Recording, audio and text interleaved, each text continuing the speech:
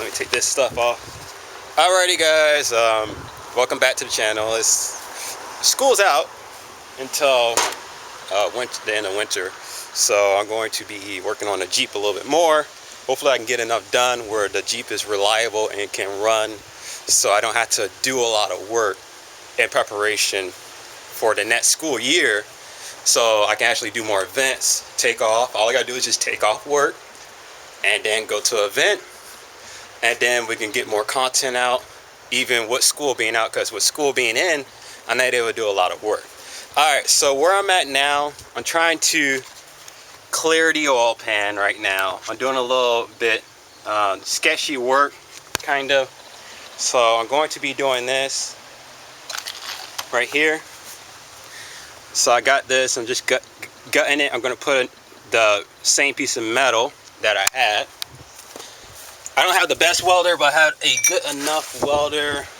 And I'm going to try to make it as safe as possible and so forth. When I drive it, I'm probably not going to speed or do anything crazy. I'm just going to drive slow and then just save it for the track and stuff like that, where it's safer and not like on a highway or anything like that. So yes, I'm going to put that inverted like so. I'm also going to put weld a piece inside the tunnel area as well for more strength, and I might go the extra mile because I'm so concerned about safety, because I'm actually going to slit it, put a little slit right here and right here. I'm going to use my puller and close the gap to give it a couple of degrees of camber. I'm debating that. That's where I'm heading towards, but I'm not sure if I actually want to follow through with that. I might just be comfortable with just this. Definitely when I slit it, it's going to be even more weaker. So we got all that taken care of. I may take a piece from this. Of course, it has a lot of oil and stuff, but I may take a piece from here as a support and put it on the other one. This is just going to go to the scrap pile because no one wants to buy it or has posted on me to buy it. So I'm just going to leave it as is. This is my doggy right here. She's doing okay. I have her in the backyard or in the house because I had her in the front with this little chain cord. And as soon as I started the cutoff wheel, she wanted to run straight towards it. So I was like, okay, you're going to hurt yourself. That was dumb thinking on my part to think that you would know what a cutoff wheel is and the damage it can do to your face. So I kept her in the backyard to keep her safe. She hasn't been harmed, thankfully, thank God. She was close, but it didn't happen. So I'm just going to take the safety precautions and keep her away from the project. I'm just debating keeping her inside the house or outside, where she can actually hear me outside or not. But it depends. Alrighty, we're going to get right to it.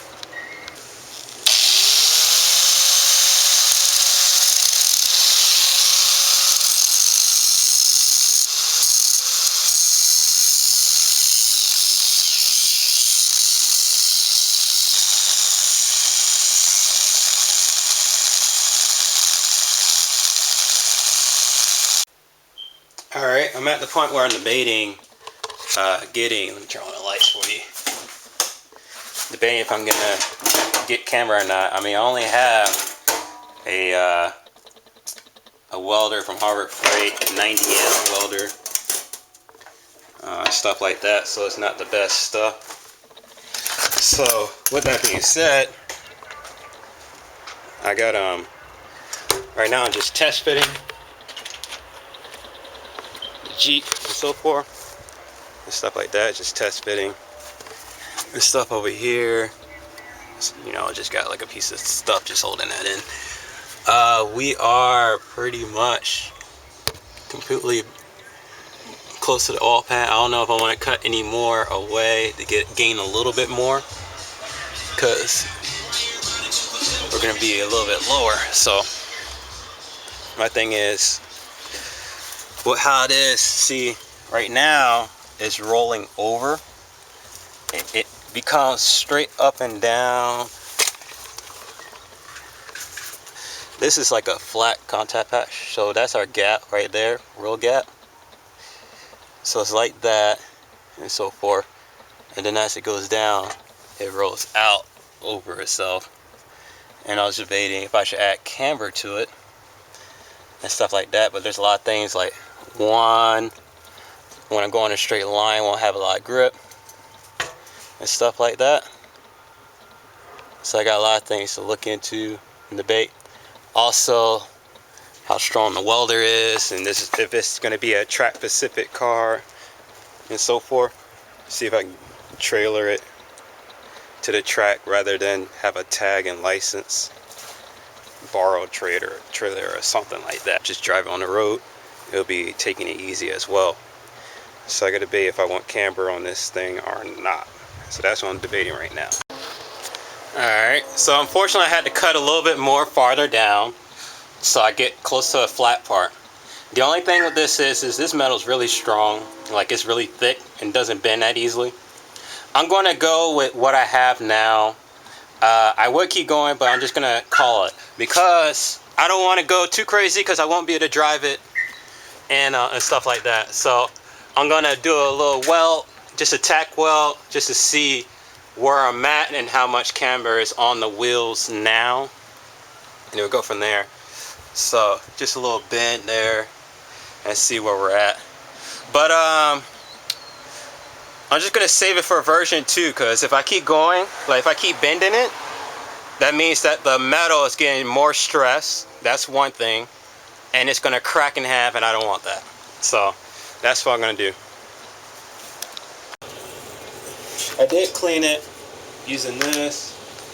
It's not clean it also. And some brake clean, stuff like that.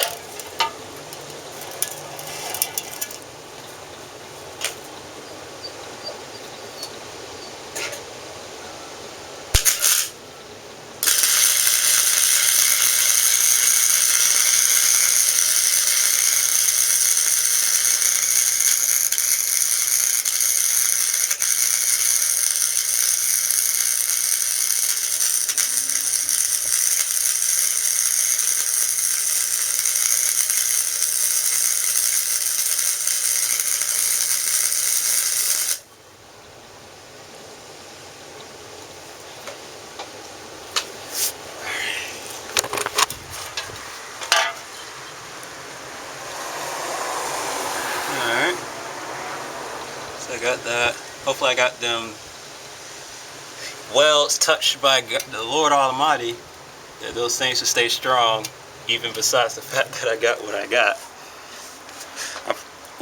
With this design, unfortunately I can't really drive my Jeep on the streets anymore. If I do, it has to be like a slow cruise or something like that. I can't really go all crazy anymore or fast. That'll be only for the track, hopefully, like on a fast path, and just see it out as I go, add more welds as I go, and maybe get it double checked by someone else to weld some more supports on there and so forth. But I'm going to be welding more supports anyways.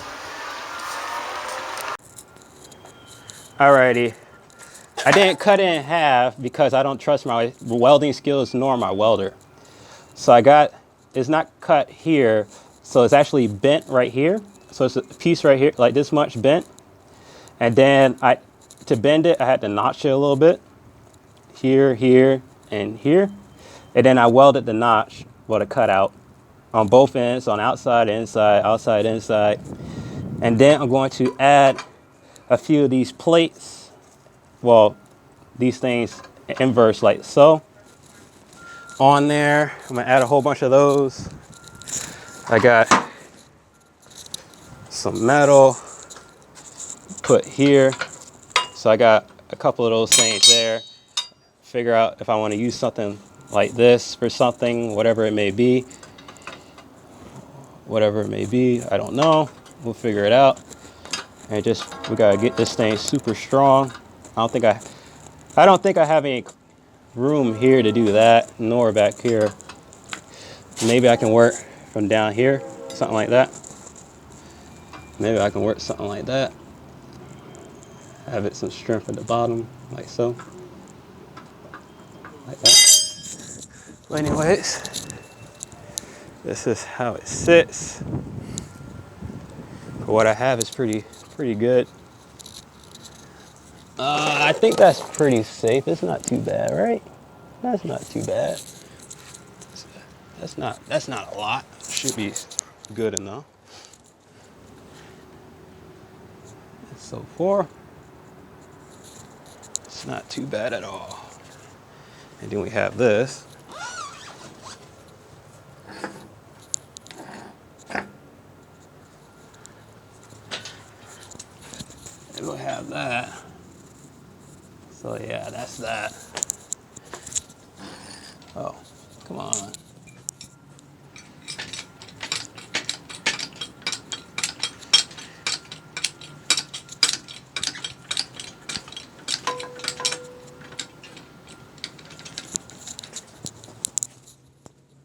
So we have that. Definitely better than what it was before. Alright, so what I did was I got stitch welding. So what I did is I weld a little bit, leave a gap, weld a little bit, leave a gap, weld a little bit, leave a gap. Go from there. This plate keeps the shape, so support there, and I guess it supports from bending down and up, and also side to side, and things like that. The actual shape came out pretty good. It doesn't look like it, but it might be like this a little bit too. So that might be something to do with the alignment. So now I gotta readjust the alignment. I probably had to readjust the alignment anyways because it's a new setup. But we definitely have the negative camber that we want. It's just that maybe we have some toe end that we don't want. Also, I did weld the oil pan a little bit more. Unfortunately, it was kind of like hit or miss. So it's gonna be pretty much, I'm gonna start it. I'm gonna probably have to replace the oil pan and the brake booster when I get some money. I've just been short on cash lately. Let's see how that goes. Got the battery in. Right now I'm gonna start it. Make sure it's off it's in neutral. Make sure it's in neutral.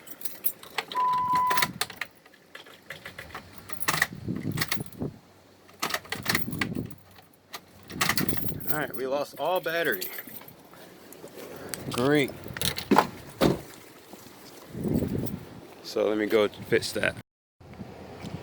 Alright, so tying that up. Oh, I'm missing. Well, I already tying it up. I'm just doing it for video's sake. Trying to make sure. So I didn't tighten the battery up thinking that it would just start on its own. Hopefully that's the issue. It looks like I gotta replace the battery as well because my battery doesn't hold a charge anymore. Kind of sucks, but hopefully hopefully the issue was only that. So it's in neutral. We don't want it rolling off the jack stands. Yep, it might have been that. So when I'm doing this, I'm priming the engine.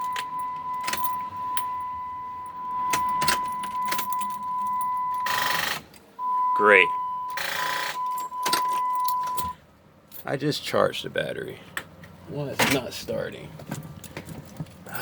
Frustrating. This stuff takes hours. But yeah, so I'm just putting everything back together. I have a lot to go actually. I still have to tighten up those 2 main bolts right there.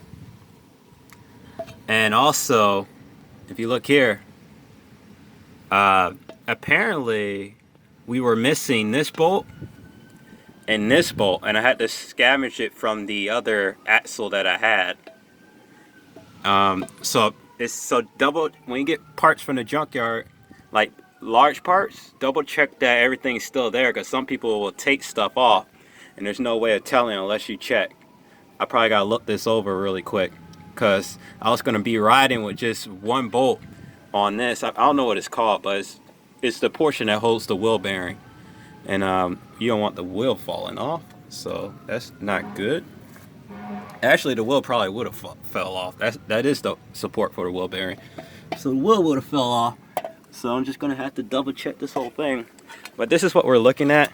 Unfortunately, we don't have as much camber as I thought we would, but I'm just gonna roll with it. At least we have clearance on the oil pan, so when I do get a new oil pan, we won't damage the oil pan. We have plenty of space on the oil pan. I'm also looking at getting new bars for the bottom. As you can see, the one that's all bent is rubbing on the steering rack control on, the steering arm. I'm not sure what that's called, but I'm probably gonna customize it or get something, or someone to weld it or something, a straight line, so it won't be rubbing on that, so I can be able to steer properly. So far I took off the top shock. I'm not sure if I'm gonna cut off that support. I gotta figure out a new mounting place for the shock, so I don't have death wobbles, or if it doesn't cause any problems, I'm just gonna leave it off and then see how it goes at the track and go from there. But definitely progress is being made, trying to now just fastening all the bolts on this side. Then I'm gonna move on to the other side and then hopefully lower it down, and maybe I can drive around the block because my dad's here. It's late, hopefully it's not too loud, but probably drive it around the block and then come back, because my battery, I'm gonna shut it off at the house because I feel like my battery is trash and it's gonna die out on me. Alrighty, there'll be a new update probably in the morning, or maybe while I'm driving. No, probably in the morning there'll be an update, because I'm gonna try and finish it up in the morning. Tomorrow I'm looking at doing some of the rear. I'm probably still going to be working on the front because I think that I'm going to get a lot done, but it's usually sometimes I don't get as much done as I plan. So it looks like what we're doing is this. So that's where we're at.